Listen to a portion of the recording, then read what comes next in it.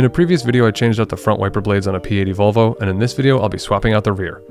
This obviously only applies to the 850 wagons and later V70s, since sedans and coupes aren't cool enough to get a rear wiper. You'll be looking for a 17-inch blade for the rear, and some places may tell you that it needs a rear-specific blade, but it doesn't. It's just a standard hook-style blade that you should be able to find anywhere. If you're interested in purchasing from Amazon, I've included an affiliate link in the description. Moving to the rear of the car, hinge the arm up and away from the glass.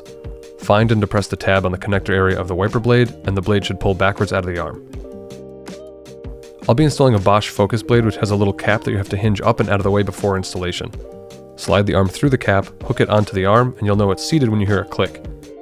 Hinge that cap down and your blade is installed. Another feature these blades have is a little wear indicator that changes from green to yellow to let you know that your blade is probably wearing out and needs to be changed. I will say, as far as blades go, I much prefer the icons over the focus blades. They seem to perform better and last longer when I've used them in the past. Once the blade is secured, carefully hinge the arm back down so it doesn't slam against the glass, and they're ready to use.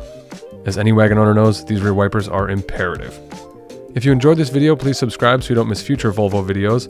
Leave any questions or comments you have below, and thanks so much for watching.